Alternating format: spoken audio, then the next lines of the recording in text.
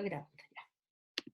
Entonces, les vuelvo a señalar, si no se estaba grabando porque le había dado, pero quedó como en pausa.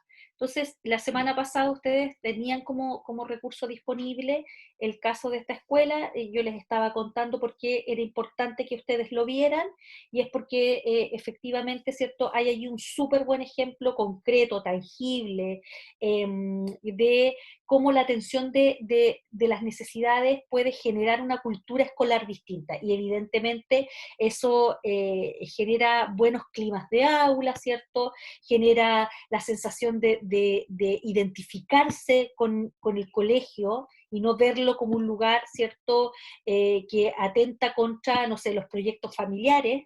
Y les contaba también que tiene que ver con la visión de su director, que parte trabajando con niños infractores de ley, adolescentes infractores de ley, que evidentemente ya no tenían cabida en los sistemas escolares más tradicionales, el liceo tradicional, porque efectivamente, ¿cierto?, habían estado ya marginados del sistema por mucho tiempo, tenían escolaridades interrumpidas, y porque además eran niños que efectivamente, ¿cierto?, habían vivido vidas de supervivencia. Y eso, ¿por qué se lo señalo? Y es justamente por lo que nos propone o el corazón de la teoría de Maslow, es que los seres humanos, ¿cierto?, estamos en permanente búsqueda de satisfacer nuestras necesidades. Y lo que hace Maslow es ordenar esas necesidades, ¿cierto?, desde las más básicas hasta las de orden superior, y este supuesto, ¿cierto?, lo recoge Bustos cuando nos muestra que efectivamente podemos también dimensionar el aula como este pequeño cosmos donde también hay una necesidad de que cuando los niños son muy pequeños los ayudemos a satisfacer estas necesidades y trabajemos en pos de que ellos y ellas estén disponibles para aprender, y solo van a estar disponibles para aprender en la medida en que hay necesidades que están satisfechas, ¿ya? Nadie puede aprender con hambre, nadie puede aprender con frío, nadie puede aprender con calor, nadie puede aprender si siente que no lo quieren, si no se siente identificado. Hay un montón de condiciones que las vamos a discutir ahora.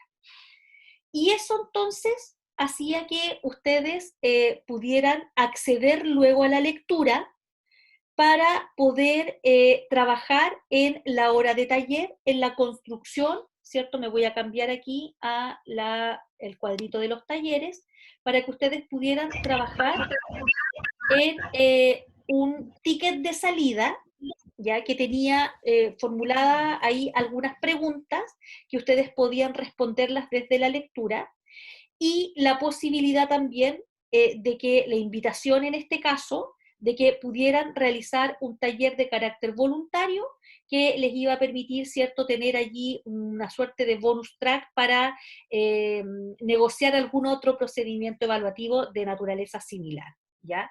Y tenían aquí disponible un Jamboard para subir sus mapas conceptuales. Ahí, si ustedes se fijan, se están Creo cargando. que no está transmitiendo, creo. ¿Ah? Creo que no está transmitiendo, compartiendo pantalla.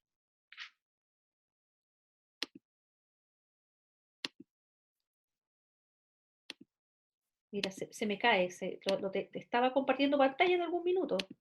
¿Estaban mirando el aula o no? Ahí sí, profe. Ya.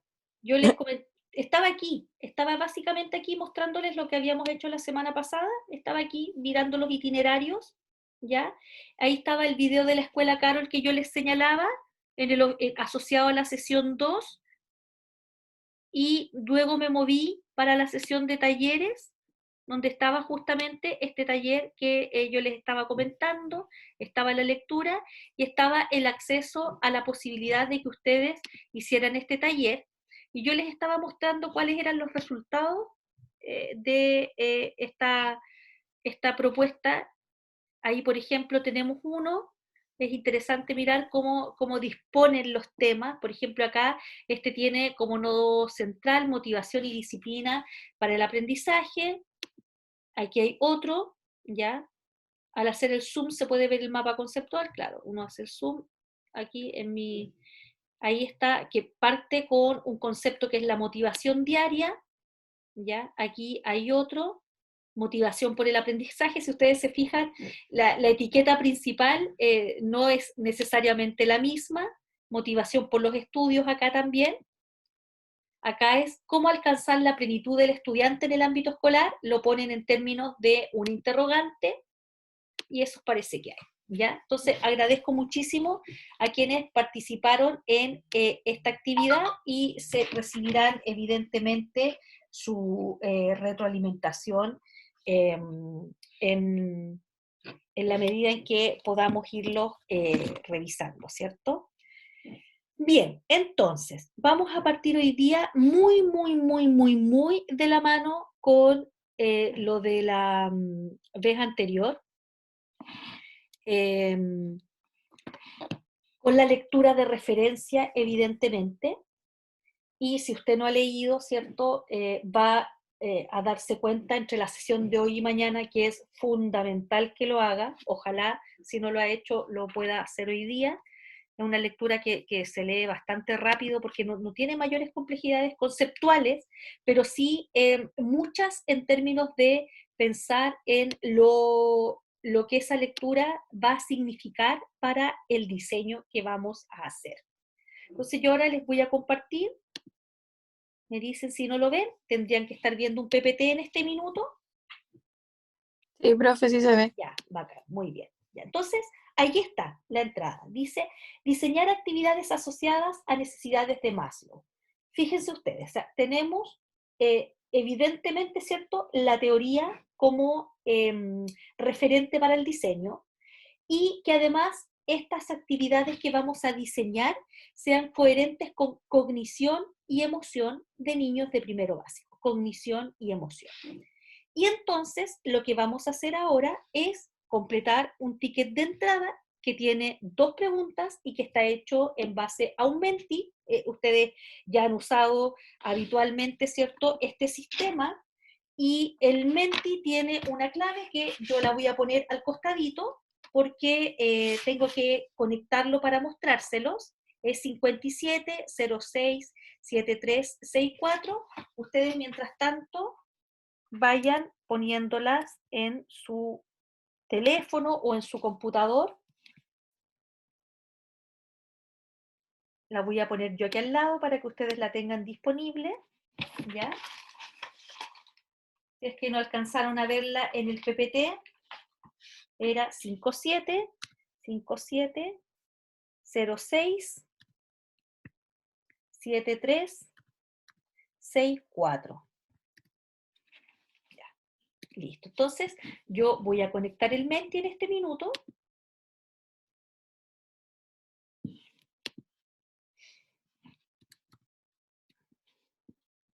Y ustedes hacen lo que ya saben hacer, pero les voy a mostrar primero las preguntas, porque hay una que tiene tiempo. Entonces me pasó con otro paralelo en que algunos se estaban conectando y el tiempo ya había pasado. Entonces las voy a mostrar primero, las vamos a limpiar porque están las respuestas del grupo con el que estuve recién. Las vamos a poner en modo resetear para que estén disponibles para ustedes. Ya. Entonces, son 2 preguntas. La primera dice, ¿cuál de los siguientes supuestos le provoca mayor inquietud o conflicto desde su rol docente? ¿Ya? Entonces yo la voy a agrandar para que ustedes vean las alternativas, porque esta es la que es con tiempo. Son aquellos, van a encontrar 3 enunciados. Usted dice, ay, este es el que me hace sentir más incómodo, como con el que menos me la jugaría, pese a que no hay ni una buena y ni una mala. ¿Ya? Porque esto no es una selección múltiple. Aquí hay 3 enunciados. Y dice, la motivación y el placer por aprender depende de la metodología. Si se es firme y no se tranza, ¿se motiva a los estudiantes a aprender? Y la tercera dice, la conducta de los niños está continuamente motivada. Motivación y placer asociados con metodología, actitud de ser firme y no transar, impacto en la motivación, y la otra supone que la motivación es algo, un estado permanente en los niños. Entonces, yo la voy a activar y ustedes van a, entonces,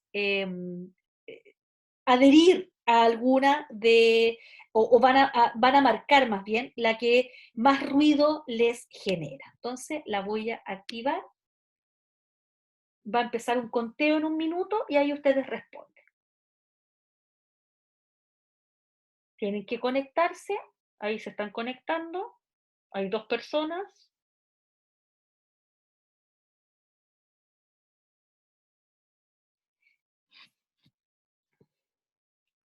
Ya. Entonces, se están conectando, hay 18 personas, 17 personas conectadas en el aula en este minuto.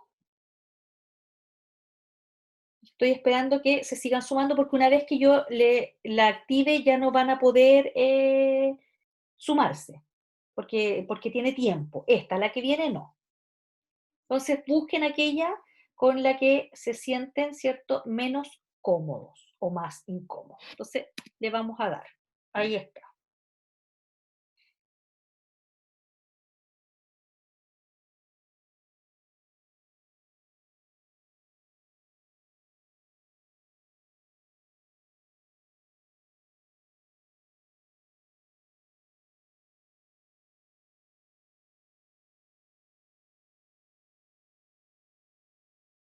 Y ahora debiéramos poder ver los resultados. Ahí están.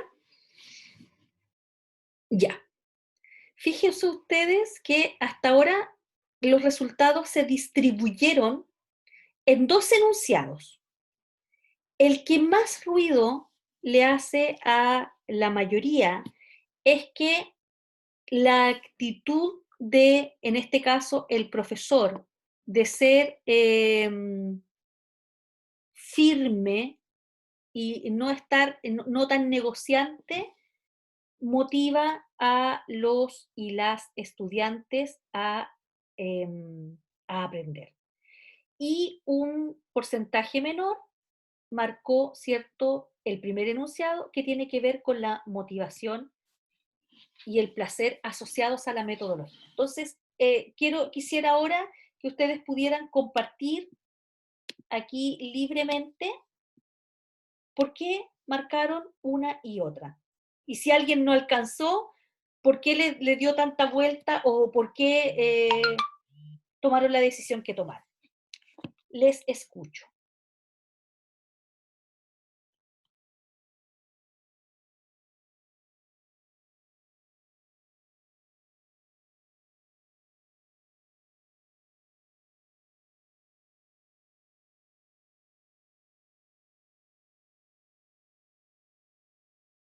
¿Alguien quisiera compartirlo?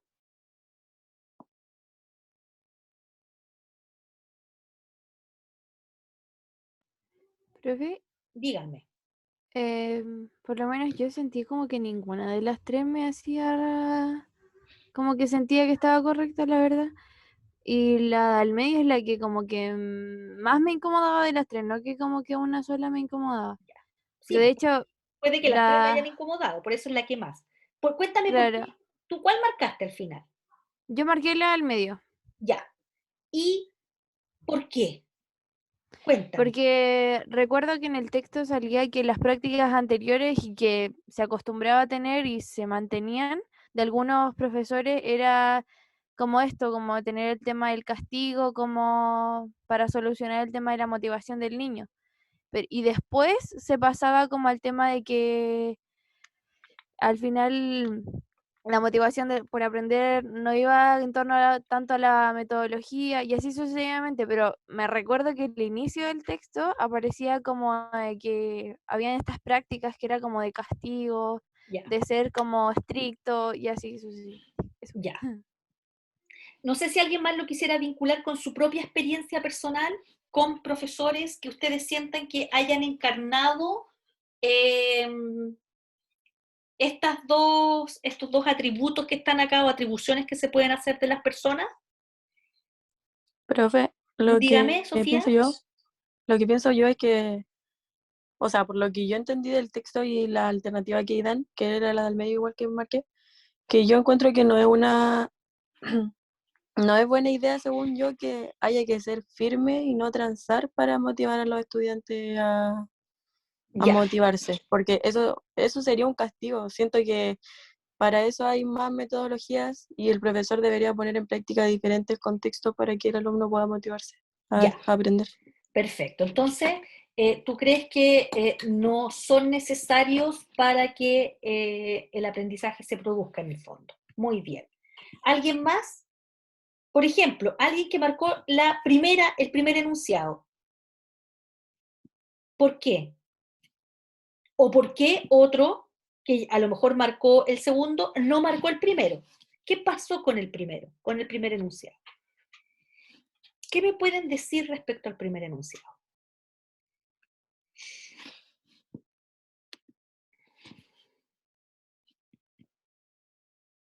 A los que están conectados, Alejandra, Valentina, Catalina, Lisette, Gabriela, Yulisa, todos los que veo conectados, Krishna, Montserrat, Constanza, les pregunto. Yulisa.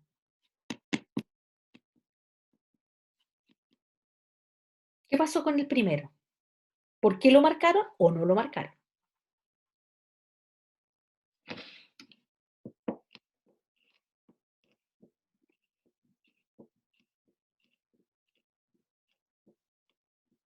Pueden escribirlo en el chat también, recuérdenlo, pero necesitan estar disponibles para participar.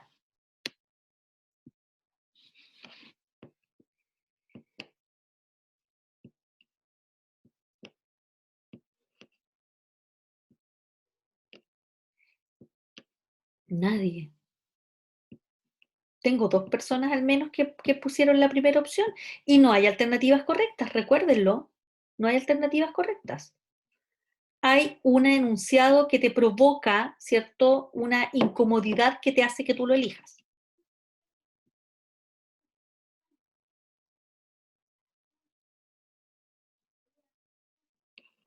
Bien, vamos a avanzar. Pueden usar el chat también. Recuerden que lo importante, miren, aquí nosotros hoy día vamos a trabajar estrategias para que las voces de los niños y niñas en el aula puedan ser escuchadas. Su voz es súper importante como estudiante y no tema estar equivocado, ¿ya? Y si usted teme estar equivocado, tiene que volver a revisar todo el proceso de nuevo y eso es lo que estamos haciendo hoy día. Estamos haciendo una síntesis de todo lo que pasó la semana anterior para que usted sepa, ¿cierto? Y tenga todas las herramientas para pasar a la fase de diseño, que es donde vamos a entrar hoy día, entre hoy y mañana. Ya, vamos a ir a la segunda pregunta. Recuerden que les dije que eran solo 2. Voy a salir de aquí entonces para mostrarles la segunda.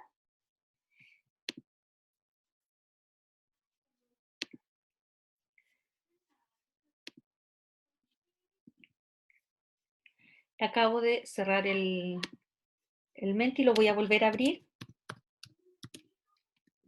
Lo vamos a volver a abrir entonces para mostrarles la número 2, que dice así. También se las voy a mostrar y se las voy a agrandar y luego ustedes contestan y yo lo discuto con ustedes después. Entonces, en la segunda también hay un conjunto de enunciados que ustedes tienen que seleccionar de acuerdo a la relevancia que tiene para ustedes una de los supuestos que se dicen acá. Entonces dice, elija el enunciado de mayor relevancia para usted. Y está este que dice, es necesaria la atención y el reforzamiento de motivadores que brinden satisfacción a algunas necesidades. El segundo dice, solo si el primer nivel de necesidades está cubierto, podremos avanzar en el segundo, que es de orden superior, cognitivo, estético, trascendente. 3. Una buena metodología, pese a lo que diga la literatura especializada, es capaz de transformar incluso el clima de aula. Y 4. Los estudiantes que están más motivados por el trabajo escolar son capaces de aprender con diversas metodologías o con diferentes metodologías. Entonces, ¿cuál es el enunciado que para ustedes, ¿cierto?, representa más fielmente lo que ustedes creen, cómo lo perciben, cómo creen que funciona, ¿cierto?, el mundo de la enseñanza y el aprendizaje? Entonces lo voy a poner para que ustedes lo contesten. Ahí está, ¿ya? Pueden contestar ahora porque este no hay que esperar un tiempo. Ya, empezaron a llegar los resultados.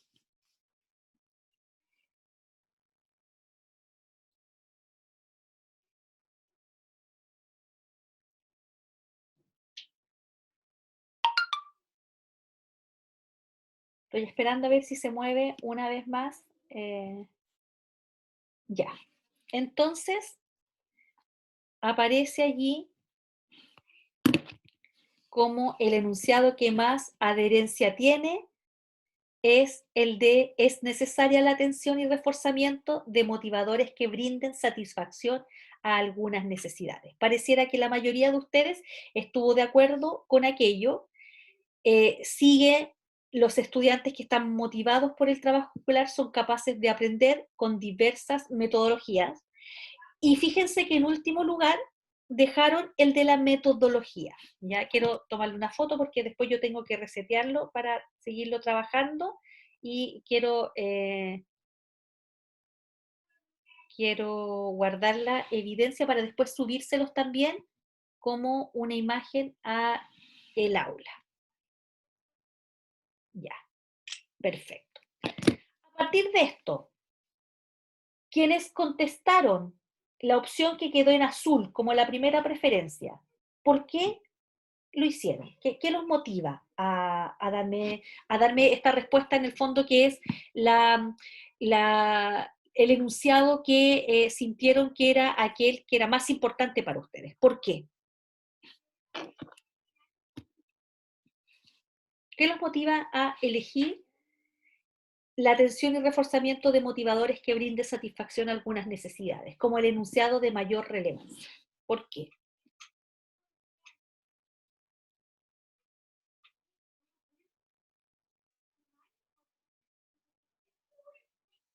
Chat disponible también.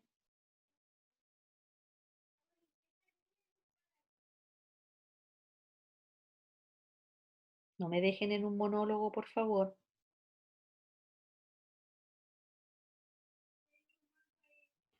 Profe, yo estaba como entre la que está en azul y ¿Ya? la que está en rosado, para ponerla como Ya, primera. ya. Pero ¿por qué elegí la azul? Fue porque sentí que está incluida alguna necesidad, entonces yo asumí que está como igual abarcando un poco más que solo diciendo acerca de la primera. Ya. Entonces, pues, eso. Sí, tú hiciste un ejercicio muy interesante, que fue, te diste cuenta que en el fondo apuntan a lo mismo, pero la primera parece contener la en azul parece contener a la que está en rosado. La primera, sí, Claro. muy bien, sí, eso es. ¿Alguien más quisiera compartir el por qué un enunciado le parece que es súper importante en el trabajo que hacemos en el aula? Desde la teoría, desde la experiencia, desde la lectura, desde lo conversado la semana pasada.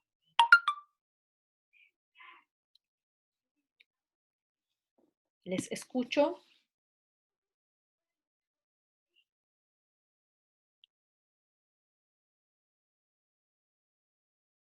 ¿Alguien más?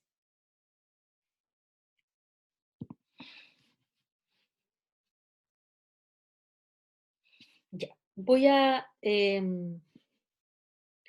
asumir que el silencio que están teniendo hoy día tiene que ver con que a lo mejor no se sienten tan seguros con la discusión del tema, y que puede que estén marcando, ¿cierto? Porque hay cosas que de sentido común a ustedes les parecen que tienen que estar cubiertas para que los alumnos estén en un estado propicio para que puedan trabajar con ustedes. Y eso es lo que les quiero transmitir hoy día. Justamente esto que estamos resolviendo acá, que usted dice: oye, a mí me parece que la atención a estos motivadores que brinden satisfacción son relevantes y ya leímos que realmente, ¿cierto? Los climas de aula se construyen, ¿cierto? Combinando la atención a estos factores con buenas metodologías. De hecho, si ustedes se fijan, la metodología ustedes no la ponen en primer lugar. ¿Por qué? ¿Y por qué no la ponen en primer lugar? Porque probablemente, ¿cierto?, ya han leído, revisaron algunos temas propios de la asignatura y eso evidentemente va a establecer una brecha entre las creencias que ustedes podrían tener antes de leer y las que tienen después de leer. A lo mejor si yo les hubiera preguntado al comienzo del curso, ¿tú crees que lo más relevante de un curso es la metodología? Ustedes me habrían dicho, sí, es muy probable, ¿cierto? Buenas metodologías generan más motivación en la sala de clase, pero lo que estamos haciendo aquí es darle una vuelta de tuerca a esa idea. No es que sea una idea donde nosotros estemos desechando, ¿cierto?, la potencia y el valor de una buena y adecuada metodología, sino que lo que estamos haciendo es fundamentalmente mirar los fenómenos desde el aula con una óptica más compleja y que tiene que ver justamente con aquello que viene propuesto para que trabajemos hoy día. ¿Y qué es el objetivo que yo les acabo de referir cuando miramos al aula? Y que se traduce, ahí vamos, y que se traduce en un conjunto de preguntas rectoras. Y aquí quisiera que estuvieran muy atentos porque esta parte es fundamental para que usted entienda, ¿cierto?, la lógica de lo que vamos a hacer de aquí en adelante. Preguntas. Tenemos 3 grandes preguntas. Maslow, ¿cómo lo llevamos al aula? ¿Ya? Entonces, en este momento usted está pensando en Maslow, una teoría, la leímos, ¿cierto?, a partir del texto de Bustos. Luego, ¿es posible integrar esta teoría en diseños didácticos? ¿Por qué? Porque el texto que ustedes leyeron no se mete en el tema de los diseños didácticos, pero sí nos dice que hay cosas que hacer en la sala de clases antes de que nosotros pensemos, ¿cierto?, en la didáctica de la especialidad. Y el texto no nos dice qué, porque nos deja en la puerta de esta pregunta. Resuelve hartas cosas para atrás, pero nosotros necesitamos también hacer la transferencia aquí directamente al aula desde la asignatura de lenguaje. Y si bien el texto nos deja súper buen en pie, ahora tenemos que ver cómo eso lo convertimos en un diseño apropiado en lo cognitivo y en lo emocional para niños de primero básico. Y luego eso nos lleva a una tercera pregunta, que es, ¿cómo avanzamos desde hablar de las emociones a transferirlas a nuestro trabajo en el aula para que los niños estén disponibles para aprender? Entonces, mi primera pregunta, mirado así, ¿cierto?, es si alguno de ustedes me podría explicar los supuestos centrales de la teoría de Maslow.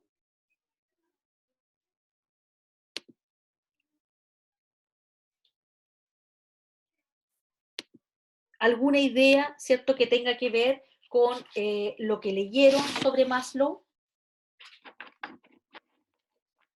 ¿Tienen dudas respecto de lo que Maslow propone? Porque puede que tengan dudas, y yo estoy aquí para poder discutirlas con ustedes.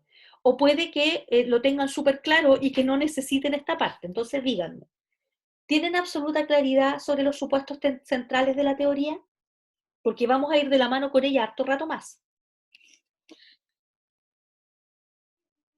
Les escucho. Profe, lo que es yo, entendí súper bien la teoría y me llevó a pensar mucho, como por ejemplo el texto donde iba como haciéndote preguntas, haciéndote reflexionar, no sé, como que leí cosas que uno nunca piensa y yo por ejemplo iba leyendo y me iba acordando cuando iba, no sé, en la básica. Y en verdad son cosas que uno sí vive, entonces lo encontré súper interesante y eso. Ya, muy bien, Sofía. La María José acá dice, la motivación de los estudiantes va a depender de las necesidades que ellos tienen. Ya, ahí hay otra idea. ¿Alguien más quisiera aportar en este sentido? Profe, la verdad es que como lo que habló la Sofía Contardo, a mí también como que me impactó harto cuando hacía partícipe el texto a nosotros, que nos hacía pensar así como Mm, ya, cuenten ustedes cuántos creen, y a mí se me habían acabado ya a la segunda, dije ya, ok, aquí como que ya casi no hay que tengan estas dos necesidades cumplidas, porque hay niños que realmente, profe, no sé, yo pienso, quizá ni siquiera duermen bien porque sus papás pelean, o quizá ni siquiera mm. tienen papá, no sé, profe, yo me imaginé como lo peor, y yo dije así como que quizá hay niños que ni siquiera tienen como la primera cumplida, entonces como que igual es algo súper fuerte, una realidad que realmente a mí me impacta, y que yo dije, bueno, ya paré de contar como a la segunda, y eso igual como que me dejó muy choqueada, porque dije, entonces estos niños no están aprendiendo nada si las necesidades no están cumplidas, po. Entonces quedé como muy en shock después de terminar de leerlo, y le fui a comentar a mi mamá, mamá, así como toda impactada. Ya eso, profe. Ya, qué maravilloso relato el tuyo, porque te sentiste súper removida y golpeada por el texto. Y bueno, el texto está hecho para eso, por eso está en esa función apelativa, es decir, te va preguntando, así como, ¿y a ti qué te pasa con esto? ¿Lo viviste? ¿Qué me puedes decir? ¿Tú crees que? Y claro, uno, ¿cierto? Si hace la lectura como tú le hiciste, uno va haciendo esa respuesta y se va dando cuenta de cosas súper simples como, oye, esto en realidad los profes lo han hecho siempre y no resulta. Y sabemos que no resulta, entonces los profesores decimos, ya, el grupo vamos a conversar y no resulta, y resulta que lo seguimos haciendo. ¿Ya? Entonces hay un montón de cosas que están en el texto. Yo lo que quiero hacer es dividir en dos, diría, dos niveles. Uno es el texto de Ángel Bustos, que nos pone en situación de mirar el aula desde otra perspectiva, y para esa perspectiva él se vale de una fuente teórica que es la teoría de Maslow. La teoría de Maslow, y quiero detenerme aquí para explicarlo, la teoría de Maslow no es una teoría acerca de la infancia, ni es una teoría acerca de la sala de clases, ni siquiera del mundo escolar, ¿ya? Maslow lo que propone es una teoría de motivación basada en las necesidades del individuo, de los individuos como especie, digamos, ustedes, yo, niños, grandes, adultos, y que pareciera, ¿cierto?, que tiene mucha solidez para que nos la traigamos al mundo escolar. Quiero hacer ese primer distingo. Maslow no estaba pensando en la sala de clases. Maslow estaba pensando en las necesidades del individuo. Lo que hace el texto de Ángel Bustos, ¿cierto?, papá de la profesora Andrea Bustos, es justamente discutir a la luz de la teoría de Maslow lo que pasa en la sala de clases. Y lo que propone Maslow es una teoría, ¿cierto?, que propone una jerarquía de necesidades. Eso tienen que tenerlo súper claro, porque nosotros vamos a focalizarnos en Maslow, en su teoría. Entonces propone una jerarquía de necesidades, entre las cuales están basadas aquellas que son de suplencia de deficiencias, y la teoría propone que cada vez que cada nivel debe ser satisfecho antes de subir al siguiente nivel, que va a ser de orden superior y de orden superior hasta llegar, ¿cierto?, a el vértice superior de la pirámide. Cada vez que un nivel es subsanado, ¿cierto?, estamos en condiciones de avanzar. Por lo tanto, Maslow propone una suerte de ordenamiento de dos niveles de necesidades, de orden inferior y de orden superior. En los de orden inferior, ¿cierto?, están las necesidades fisiológicas, y aquí, ojo con lo que decía, ¿cierto?, la compañera, de alimentación, de salud, de abrigo, de confort. Nadie puede aprender si tiene hambre, nadie puede aprender si está tiritando, ¿cierto? Nadie puede aprender si tiene un sol entrando por la ventana. Ahora lo estoy pensando en términos de la sala de clases, si ustedes se fijan. Nadie puede aprender si no ha tomado desayuno y tiene hambre. Por lo tanto, hay un primer nivel que son necesidades de supervivencia, y que a veces, aunque parezcan, ¿cierto?, muy elementales, sí ocurren en la sala de clases. Sí recibimos niños, ¿cierto?, que no han desayunado. Sí, a veces tenemos salas donde hay un sol inclemente que entra por las ventanas y les está dando a los niños, no ven bien el pizarrón y están, ¿cierto?, a las 2 de la tarde adormilados con el sol que entra, ni una posibilidad de moverlos de esa situación para que se concentren, se motiven, se conecten. A veces están, en fin, ¿cierto? Todas las cosas que pueden depender de ciertas cosas que ocurren en las salas y que hacen que los niños se sientan en condiciones poco confortables. En el segundo nivel, después de las necesidades fisiológicas, ¿ya? Están las necesidades de seguridad y protección. Seguridad y protección contra el peligro y el temor.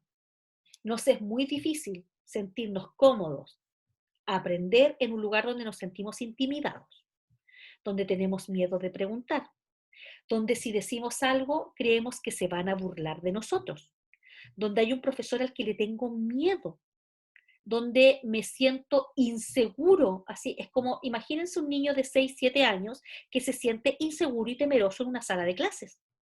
Está a la defensiva y entonces, ¿cierto?, todos sus recursos emocionales van a estar en la autoprotección. En un tercer nivel, Maslow propone o señala que hay un conjunto de necesidades de pertenencia, de pertenencia. La idea de pertenecer a un grupo. Y entonces, ¿cierto? Si yo pertenezco a ese grupo, es porque ese grupo me estima, porque ese grupo me acepta. Y esto uno lo puede ver súper bien en la adolescencia, ¿eh? La búsqueda más relevante en la adolescencia es la de sentirse parte de un grupo. Y cuando los adolescentes, preadolescentes, no se sienten parte del grupo, entonces, ¿cierto? Van a hacer todo lo posible por serlo. Y esa va a ser la necesidad más relevante que ellos van a tener que satisfacer para poder, ¿cierto? Estar tranquilos, para poder concentrarse en otras cosas. Y entonces, ¿cierto? Los vemos muchas veces deambular en distintos grupos, ¿ya? Un día son punk, y otros días son otaku, conceptos muy antiguos para ustedes, pero un día están buscando, están probando ser aceptados, están probando, ¿cierto?, ser queridos, están probando ser parte de, y eso mismo nos pasa a todos los seres humanos. Todos queremos ser aceptados, todos queremos sentirnos parte de, ¿cierto? Ninguno de ustedes dice, ah, yo me basto a mí mismo y me da lo mismo lo que mis compañeros piensen de mí. Uno lo puede decir de la boca para afuera, pero adentro pasan cosas. Y luego hay un nivel, ¿cierto?, de las necesidades de reconocimiento, y luego están las de segundo nivel, que son las de orden superior, que solo, ¿cierto?, solo a las cuales se avanza, solo si el nivel está cubierto, está satisfecho. En el siguiente nivel están, por ejemplo, las necesidades de tipo cognitivo, conocer, comprender, de las necesidades estéticas que tienen que ver con la belleza, la simetría, el orden. Después las trascendentes, que son las últimas, ¿cierto? Las que ese individuo que piensa, ¿cierto?, en cómo dejar una huella, un legado tras de sí, ¿cierto?, con determinado tipo de acciones. Pero en la sala de clases, y esto lo dice Ángel Bustos, la mayor parte de los niños están con sus necesidades de más bajo orden insatisfechas. Y basta ver todos estos casos que tenemos, ¿cierto?, en los medios de comunicación, basta ver el caso, ¿cierto?, de, espérense, tengo 2 comentarios en el chat, basta ver el pelo live, sí, pelo live. El Pokémon y todos esos grupos que aparecen son grupos de identificación donde algunos adscriben, ¿ya?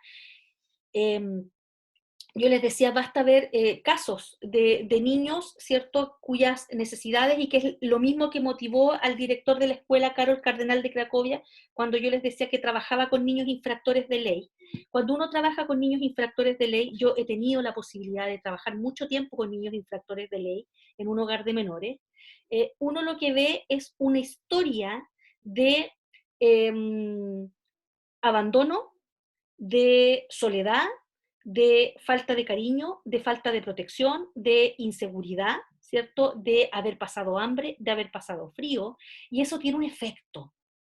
Ahora, en la sala de clases hay muchas cosas de la vida de los niños sobre las cuales nosotros no, y aquí es donde quiero ser súper enfática, no vamos a tener alguna mayor injerencia. Lo que pasa con ellos fuera, si se alimentan o no se alimentan, está bien fuera del alcance de un profesor. Pero en la escuela también hay políticas para atender estas necesidades. Por ejemplo, las políticas de alimentación escolar. Toman desayuno, almuerzan en el colegio, ¿cierto? Algunos reciben una tercera colación.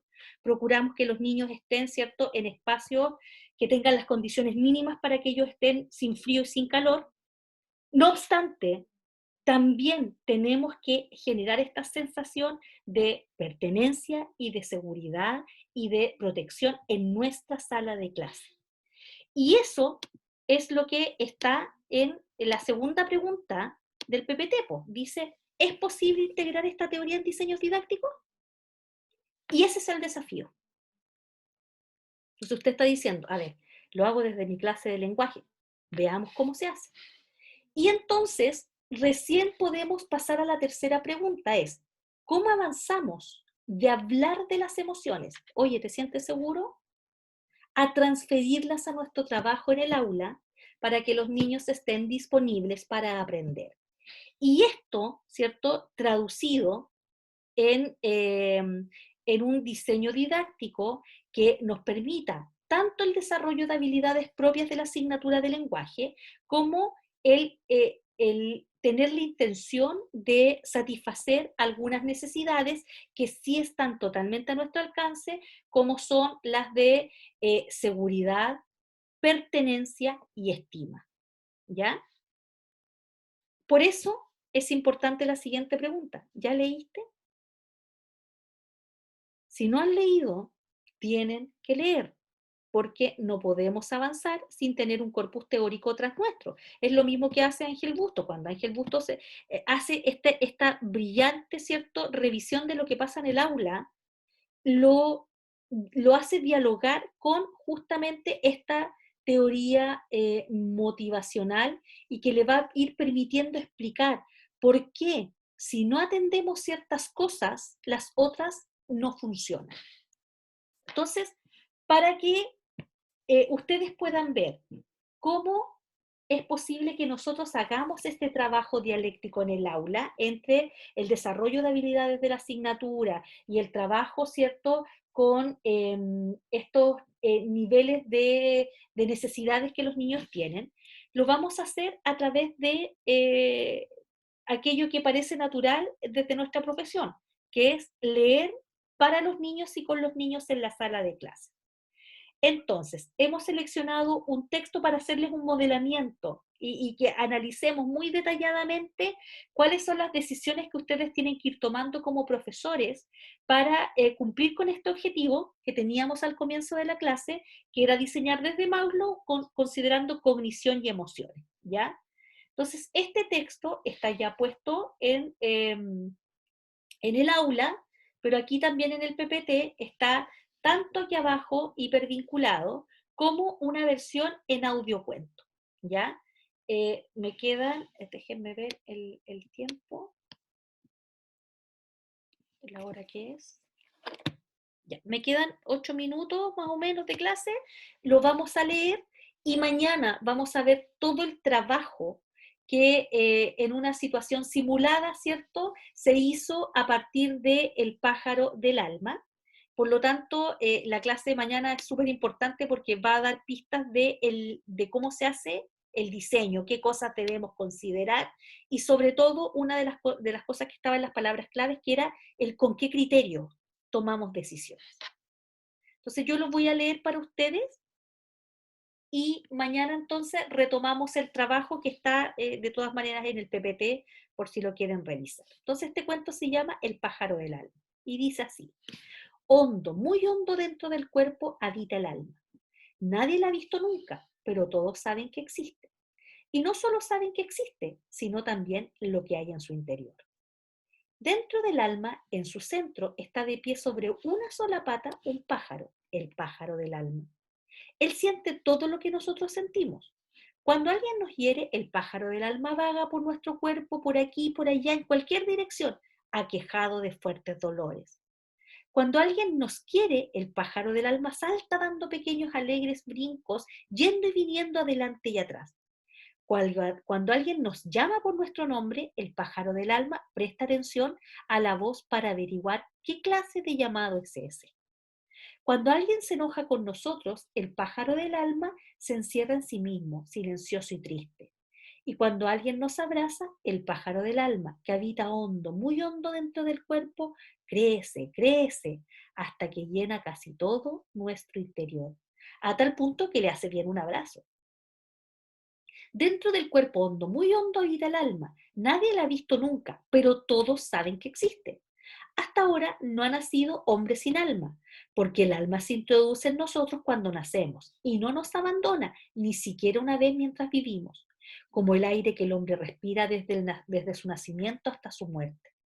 Seguramente quieres saber de qué está hecho el pájaro del alma. Ah, es muy sencillo, está hecho de cajones y cajones, pero estos cajones no se pueden abrir así nada más. Cada uno está cerrado por una llave muy especial y es el pájaro del alma el único que puede abrir sus cajones. ¿Cómo? También esto es muy sencillo, con su otra pata. El pájaro del alma está de pie sobre una sola pata. Con la otra, doblada, vado al vientre a la hora del descanso, gira la llave moviendo la manija y todo lo que hay dentro se esparce por el cuerpo y como todo lo que sentimos tiene su propio cajón, el pájaro del alma tiene muchísimos cajones. Un cajón para la alegría, un cajón para la tristeza, un cajón para la envidia, un cajón para la esperanza, un cajón para la decepción y un cajón para la desesperación, un cajón para la paciencia y un cajón para la impaciencia. También hay un cajón para el odio y otro para el enojo y otro para los mimos. Un cajón para la pereza, un cajón para nuestro vacío y un cajón para los secretos más ocultos. Este es un cajón que casi nunca abrimos. Y hay más cajones, también puedes añadir todos los que quieras. A veces el hombre puede elegir y señalar al pájaro qué llaves girar y qué cajones abrir.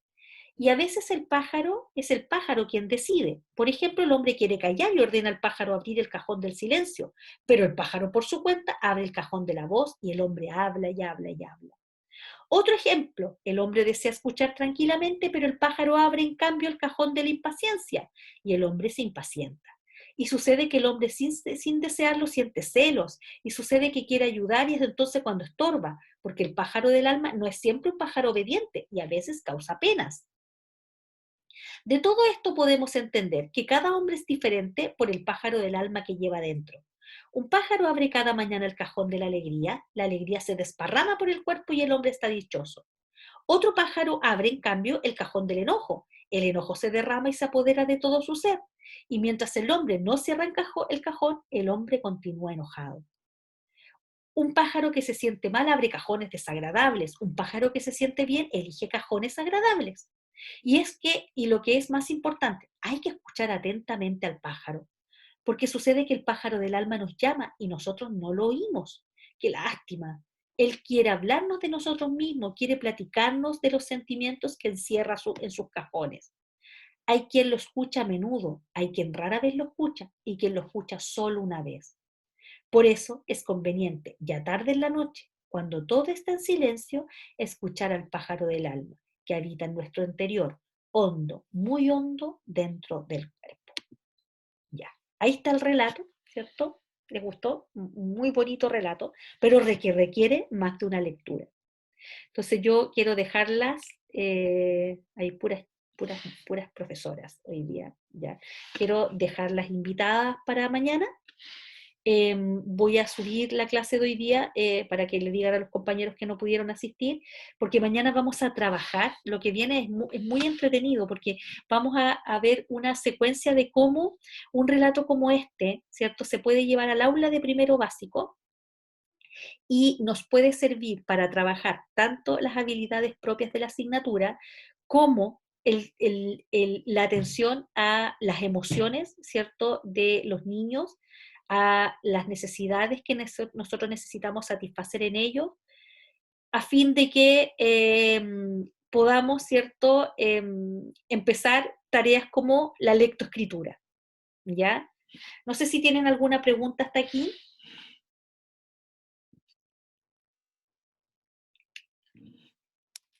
Ya.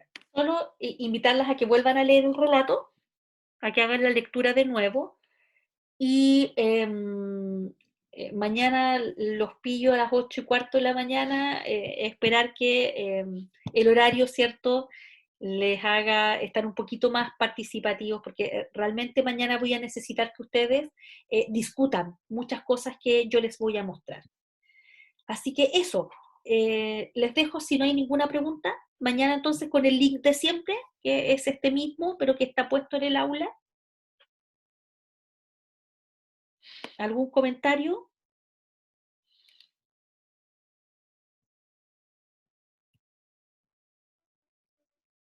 No, profe. Ya, ok, gracias Sofía. Listo, nos vemos mañana entonces. Chao, profe, muchas Chao. gracias. Chao, profe, que esté Chao. bien.